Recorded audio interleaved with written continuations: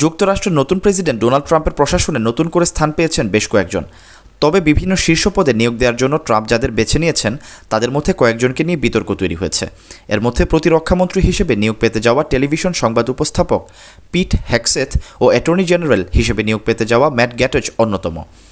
শুরুর দিকে ট্রাম্প তার প্রশাসনের জন্য ফ্লোরিডা সিনেটর মার্কো রুবিও সহ যাদের নাম ঘোষণা করেছেন সেগুলো প্রশংসা কুড়িয়েছিল। তবে পরের দিকে ট্রাম্প ঘোষিত নামগুলো নিয়ে ডেমোক্রেটরা এমনকি রিপাবলিকানদের কেউ কেউ হতাশা প্রকাশ করেছেন। ট্রাম্প পরের দিকে দক্ষতা বা যোগ্যতার চেয়ে কে কত অনুগত সেসব ব্যক্তিদের নিয়োগ দেওয়াকে প্রাধান্য দিচ্ছেন বলে মনে করা হচ্ছে। সবচেয়ে বড় হতাশা দেখা দিয়েছে অ্যাটর্নি জেনারেল হিসেবে ম্যাট গ্যাটজের নাম ঘোষণা নিয়ে। কট্টরি রিপাবলিকান নেতার বিরুদ্ধে যৌন নিপীড়নের অভিযোগ আছে। নারী পাচারের অভিযোগে কয়েক বছর ধরে তার বিরুদ্ধে তদন্ত চলছে। গ্যাটজ অবশ্য নিজেকে নির্দোষ বলে দাবি করে থাকেন। তার বিরুদ্ধে আনুষ্ঠানিকভাবে অভিযোগ গঠন করা হয়নি। গ্যাটজের বিরুদ্ধে এখনও তদন্ত চলছে। নিয়োগ পাওয়ার মধ্য দিয়ে গ্যাটজ অপরাধের তদন্ত থেকে মুক্তি পাবেন বলে মনে করা হচ্ছে। বিচার বিভাগের শীর্ষ পদে গ্যাটজের মতো নিজস্ব লোক বসানোর মধ্য দিয়ে ট্রাম্পও সুবিধা নিতে পারেন। ট্রাম্প বরাবরই বিভিন্ন রাজনৈতিক প্রতিপক্ষের বিরুদ্ধে ব্যবস্থা নেওয়ার হুমকি দিয়েছেন। আসন্ন সিনেটে রিপাবলিকানদের 3টি আসনে সংখ্যাগরিষ্ঠতা থাকলেও গ্যাটজকে নিয়ে ব্যাপক বিরোধিতা থাকবে। অর্থাৎ সিনেটে তার নিয়োগ চূড়ান্ত করার কাজটি অতটা সহজ হয়তো হবে না। প্রতিরক্ষামন্ত্রী হিসেবে নিয়োগ পেতে যাওয়া হেগসেথকে নিয়ে বিতর্কের কারণ হল তার বড় প্রতিষ্ঠান চালানোর মতো অভিজ্ঞতা নেই। তিনি ফক্স নিউজ নেটওয়ার্কের সঞ্চালক। ট্রাম্প ও তার সহযোগীরা চাইছেন ট্রাম্পের প্রথম মেয়াদে যেসব কেন্দ্রীয় কর্মকর্তা তার জনতুষ্টিবাদী ডানপন্থী এজেন্ডাকে বাধাগ্রস্ত করেছিলেন তাদের এ মেয়াদে আর দায়িত্বে রাখবেন না।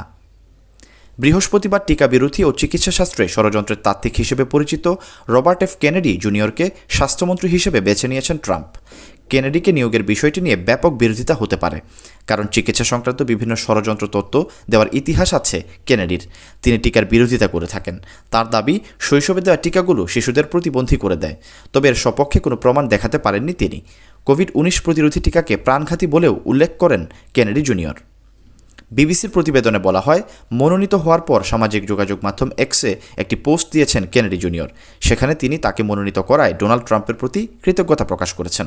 কেনেডি জুনিয়র লিখেছেন, দীর্ঘস্থায়ী রোগের মহামারীর অবসানে বিজ্ঞান, ওষুধ, শিল্প কারখানা এবং সরকারের গুরুত্বপূর্ণ ক্ষেত্রগুলোকে একত্র করার মতো সুযোগ আছে। বিভিন্ন সময়ে কেনেডির আলাপে উঠে আসে এমন কিছু কথা প্রতিধ্বনিত করে ট্রাম্প বলেন, শিল্পজাত খাদ্যজনিত জটিলতা এবং ওষুধ কোম্পানিগুলোর ধোঁকাবাজি, অপতথ্য ও অপপ্রচার মার্কিন নাগরিকদের ধসিয়ে দিচ্ছে। ট্রাম্পের আশা, কেনেডি এসব সংস্থাকে পুনরুদ্ধার করতে পারবেন। জাতীয় গোয়েন্দা পরিচালক হিসেবে দায়িত্ব নিতে যাওয়া টুলসি গ্যাবার্ডের মনোনয়ন নিয়েও ক্ষোভ তৈরি হয়েছে।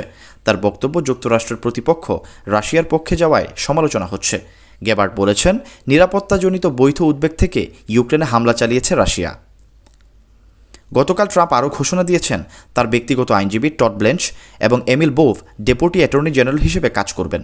পর্নোতারকা স্টর্মি ড্যানিয়েলসকে চুপ রাখতে ঘুষ দেওয়ার মামলায় চলতি বছর বিচার চলাকালে ট্রাম্পের পক্ষে লড়েছেন ওই দুই আইনজীবী। রিপাবলিকান নেতা ট্রাম্প 5 নভেম্বর যুক্তরাষ্ট্রে অনুষ্ঠিত প্রেসিডেন্ট নির্বাচনে জয়ী হন। আগামী জানুয়ারি মাসে তিনি প্রেসিডেন্ট হিসেবে শপথ নেবেন। তার আগে নিজ প্রশাসনে কাকে কাকে নিয়োগ দেবেন তা নিয়ে এখন ব্যস্ত সময় পার করছেন তিনি। Syed Sakib, BNA news 24।